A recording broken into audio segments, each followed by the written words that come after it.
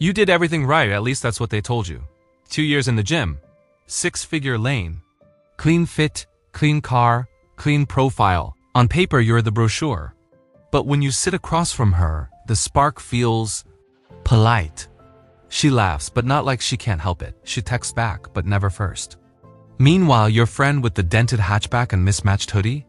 He can't find a quiet weekend. Same city, same apps, different gravity.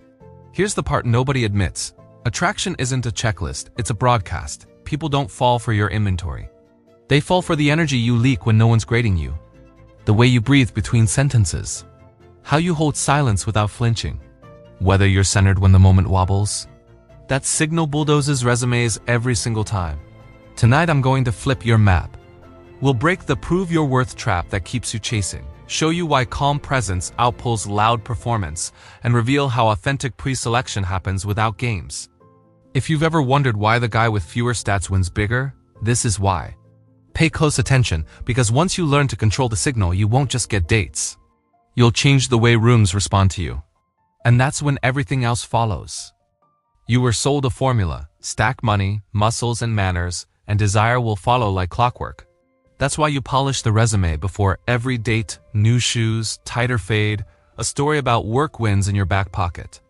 But desire doesn't run on bullet points, it runs on bandwidth. Watch a simple scene. Morning cafe, line to the door. One guy with a great watch, perfect teeth, fidgets, speaks fast, laughs at his own joke before anyone else reacts. Another guy wears a plain tee, no flex. He stands easy, shoulders loose. Looks at the barista when he orders. Says less. Pauses without panic. 10 strangers feel it. The room leans toward the second guy without knowing why. It happens in your group chat too. You rush to fill silence with updates and achievements, hoping for "you're killing it" replies. Your quieter friend asks one clean question, then lets people answer. Suddenly everyone is responding to him, same friends, same topic. Different gravity. Because what people read first isn't your credentials. It's your center, pace, breath, your relationship with silence. If you treat every moment like an audition, you leak neediness. If you can let a beat breathe, no apology, no scramble, people register abundance. That's the first passive attraction. Can you hold space without trying to buy it? Think of a first date. You stack compliments, over-explain your job, list travel, deadlift numbers, favorite restaurants. It sounds impressive in your head. On her side of the table, it lands as pressure. Meanwhile, the man who asks a thoughtful question and actually waits for the answer feels rare. He's not competing for oxygen. He's not chasing the laugh. He's okay if the moment is quiet for 2 seconds. That calm reads as choice. Choice reads as value. Here's the twist. The harder you push to prove your high value, the more you advertise that you're not sure. People trust the signal, not the speech. The signal says, "I'm good either way," but calm presence isn't a trick you memorize. It's an internal state you train. And once you build it, everything you say lands heavier because it's carried by something steadier. Next, how to build that steady state so you stop performing value and start broadcasting it. There are 2 kinds of value people feel in the first minute: performed value and calm power. Performed value crowds the moment. It rushes the punchline, over-explains, hunts for reactions.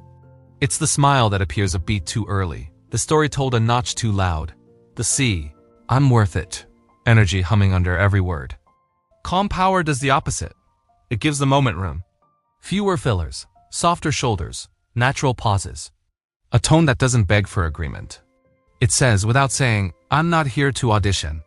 Humans read this faster than they read status symbols. Open posture without stiffness, steady eye contact without staring, a pace that doesn't chase approval. These cues tell the nervous system: safe, capable, selective. And because your state trains the room, people mirror you. You slow down. They settle. You don't lunge for attention, they offer it. Why does performed value backfire? Because it leaks scarcity. If you need me to like you, you imply your worth is up for debate. Scarcity makes everything feel transactional. Every joke is a pitch. Every compliment a down payment. Calm power broadcasts sufficiency. You can enjoy this conversation or end it. You prefer yes, but you're fine with no. That freedom reads as status long before anyone knows what you do. You can't fake this by memorizing lines. Calm power comes from agreements you keep with yourself. Sleep you protect. Training you don't negotiate. Work you finish without telling the whole world. Boundaries in calendar form. When your life is already full, you don't try to harvest validation from strangers. That's why your voice drops, your timing evens out, and your presence gets heavy in the best way. Try a tiny experiment. The one-beat rule. When someone finishes speaking, you wait one full beat before you answer. No rush to fill the air. That beat is where trust lives. Add the short first rule answer in one clean sentence. Then ask something real. Watch how quickly people open up when you stop performing and start listening. Calm power isn't cold. It's warm and decisive. It smiles easily, but not to buy approval. It changes plans when there's a better idea, but doesn't abandon direction to avoid discomfort. It's leadership scaled to a table for two. Build this state and the same sentences land differently. Jokes hit harder because you're not selling them. Opinions carry weight because you don't need agreement. Attention comes to you because you aren't chasing it. And once the room feels that steadiness, another engine kicks in. People start taking social cues from each other about you. That's where authentic pre-selection begins. Pre-selection is real, but not the way internet bravado sells it. It's not flirting loudly with 3 people to make her jealous, or telling stories about your crazy options. That reads like a clearance sale. Real pre-selection is quiet reputation, how other people treat you when you're not performing. Think of a small dinner. You arrive and 2 friends, 1 guy, 1 woman, greet you with easy warmth. They don't cling, they just assume you'll circulate because you usually do. The server recognizes you from last month, makes a quick joke, and you tip well without turning it into a moment. Later, you excuse yourself to take a call and come back actually present. No scanning, no phone on the table. Nobody would call that game, yet the room has already decided. People who know you tend to relax around you. That's the pre-selection signal. You can't fake it for long because congruence is hard to counterfeit. If you pretend you're in demand while your energy screams scarcity, people feel the mismatch. If you name drop every 5 minutes, you announce that the names matter more than you do. Authentic pre-selection is built in the unglamorous places. Showing up for your friends, exiting clean when interest isn't mutual, keeping promises, treating staff like humans, having a life that doesn't pause for every ping. The story others tell about you becomes the ambient music in the background, and attraction rises to that rhythm. Online, it's the same. Not thirst posting, not cryptic bait. It's a feed that reflects a real life, projects, people, places, without begging for applause. A comment from someone who clearly respects you says more than a paragraph you wrote about yourself. Here's the paradox. The more you chase visible proof that you're wanted, the less you are. The more you invest in being someone worth being around, the less you need proof, and the more it shows up anyway. Pre-selection isn't a stunt. It's a side effect of being resourced from the inside out. And that brings us to the engine that powers it all, presence, and non-reactivity, the part of your state that makes rooms feel safer and moments feel better when you're in them. Presence is the superpower because it signals safe and steady without a single brag. Securely attached people don't chase reassurance, don't flinch at pauses, and don't lurch when the vibe changes. You feel it on a date when someone listens all the way to the end of your sentence, asks one thoughtful follow-up, and doesn't scramble to fix your mood. That steadiness reads as capacity. Capacity reads as desire. Non-reactivity isn't numbness. It's choosing your response instead of vending machine emotions. She teases. You smile and stay with the point. Plans shift. You reframe and keep direction. A message arrives late. You reply when you're free, not when anxiety commands you. That pattern trains people's nervous systems. With you, things don't spin. Try 3 simple reps. Breath before word. 1 low inhale through the nose before you answer anything charged. Your tone will drop, your pace evens out, and your sentences get shorter. Name it, don't dramatize it. I'm feeling a bit rushed, let's slow down. Clean label, 0 theater. Hold the beat. When you ask a question, give 2 full seconds of silence. Curiosity lands when it has room. Presence is also eye contact without a stare, posture without stiffness, and a phone that stays face down because you're actually here. People have radar for split attention.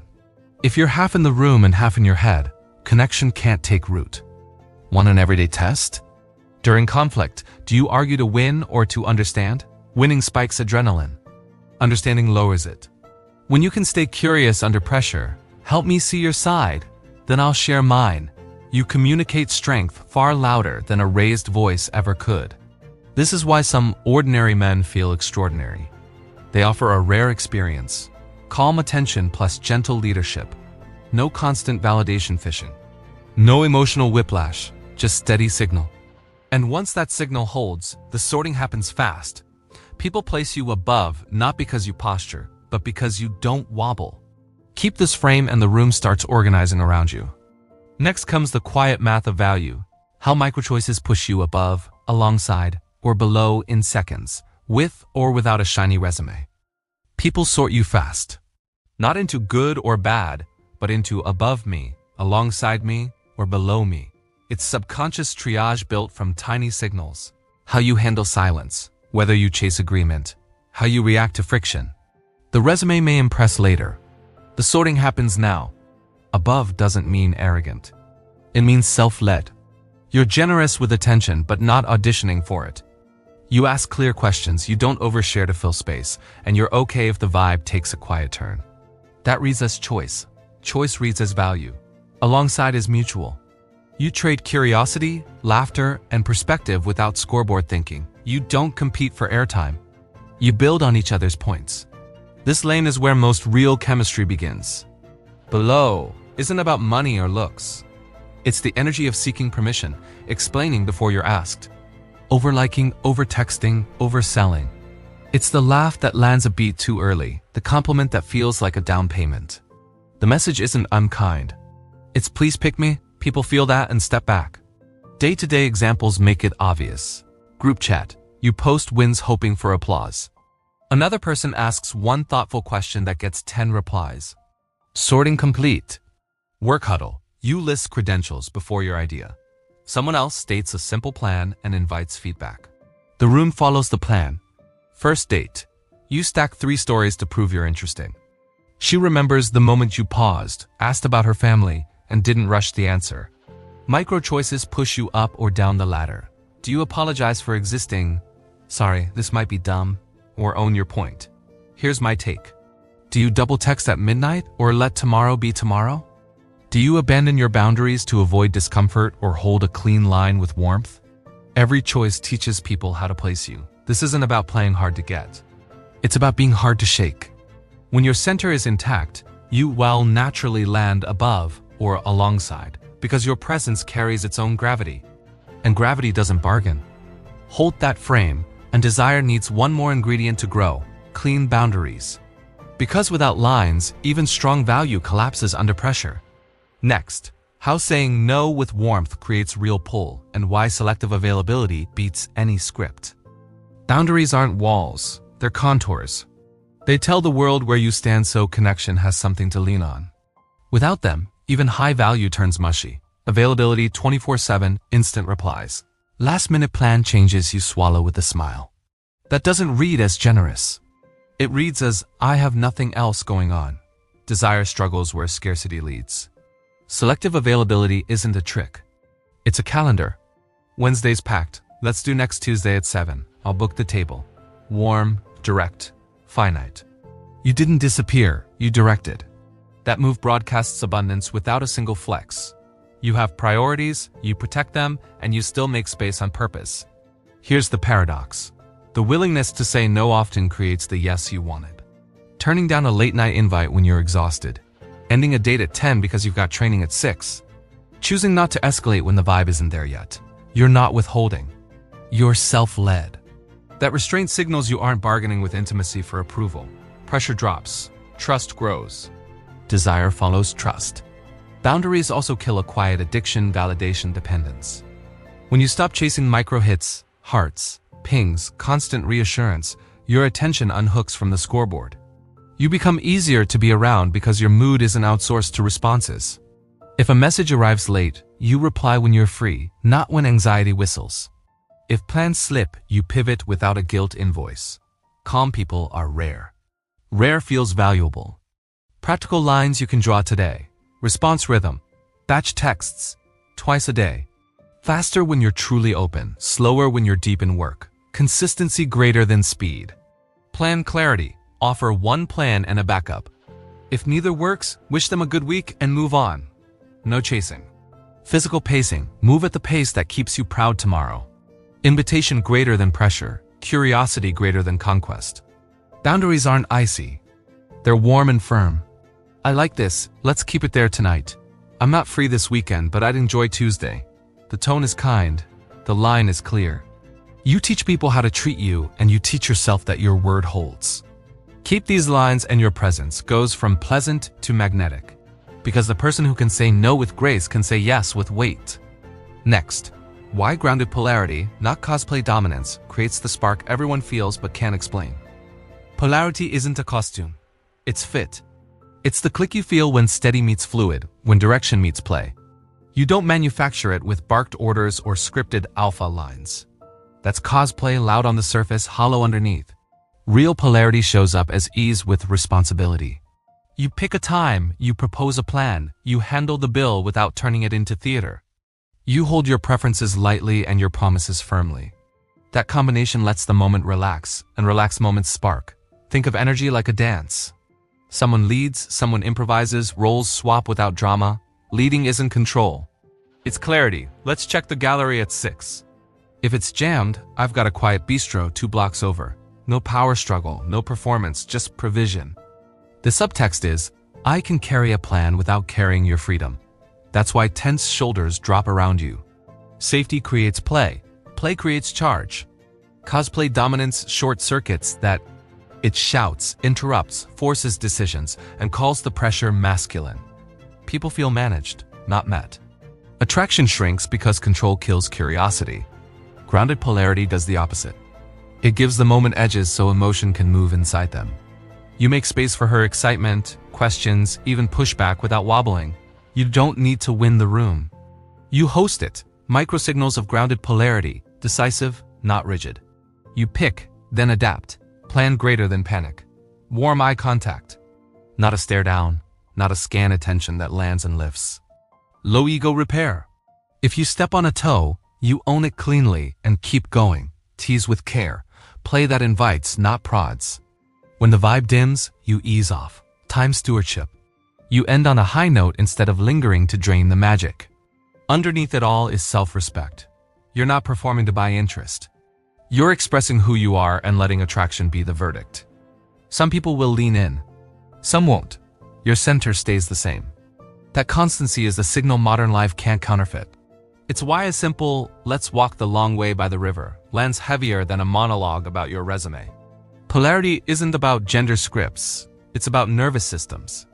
The steadier yours is, the more others can let go of vigilance. When vigilance drops, sensation rises. That's the chemistry you can feel but can't quite name. Direction with softness, boundaries with humor, gravity with light. Keep this frame and you don't need tricks. Your presence does the heavy lifting. Now turn presence into practice. Next, a simple blueprint you can run this week. Audit, drills, and daily reps that convert calm theory into visible results. You don't need a new personality. You need reps. Run this for 2 weeks and watch the room tilt. 1. Motivation audit, day 1. List your big pushes, gym, money, socials, dating. Next to each, write for me or for applause. Anything in the applause column gets a 14-day brag fast. No humble brags, no metrics talk unless asked. Notice the itch to harvest approval. That's the muscle we're training. 2. Self-validation reps, daily, 3 minutes. Notebook, 3 lines. 1 behavior yesterday I respect. 1 boundary I'll keep today. 1 thing I'll do even if nobody sees it.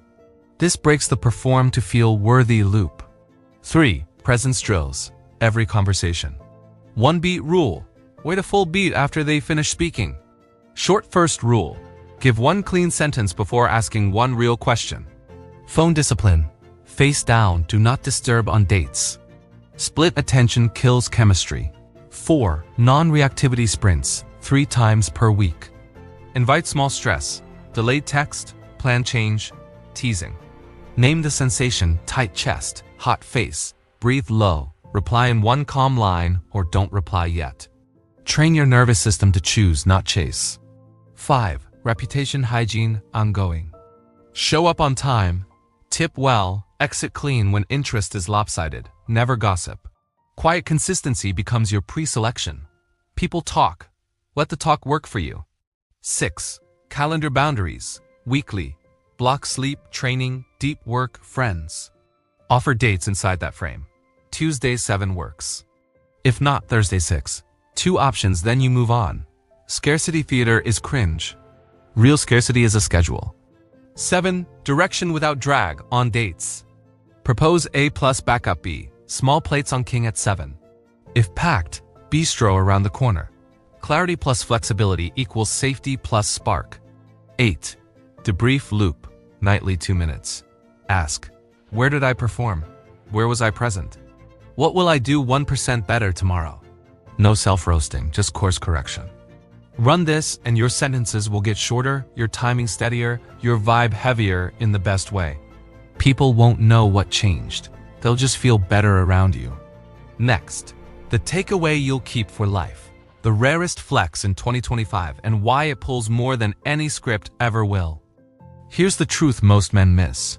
The rarest flex now isn't a skyline apartment or a blue check shoutout. It's internal peace. The man who is okay without the win tends to get it. The one who enjoys the moment without trying to harvest it leaves with more. When your worth isn't rented from attention, your presence stops negotiating. That's when rooms get quiet. That's when eyes hold a little longer. That's when dates stop feeling like auditions and start feeling like gravity. You don't need louder lines, riskier stunts, or a new costume. You need a steady signal. Motives you own, boundaries you keep, breaths you control, attention you give on purpose. Build this and your resume stops carrying you. Your state does. People won't be able to explain it. They'll just know they feel safer, lighter, and more curious around you, and curiosity is the doorway to desire. Use this responsibly. Not to run games or farm feelings, but to become someone you respect when the lights are off. Because the moment you no longer need a specific yes, your yes starts to matter. The moment you can say no with warmth, your yes lands with weight. And the moment you stop performing for love, you finally have room to give it. If you remember one line, make it this. Respect first, signal second, outcome last. Respect yourself with clean behavior. Let your calm broadcast without trying to sell it. Let outcomes come to you because you were already full. Start small. 1 beat of silence. 1 clear boundary. 1 honest motive. Stack those and watch the map flip. Dates get easier, conversations get deeper, and the life you wanted stops feeling like luck and starts feeling like your baseline.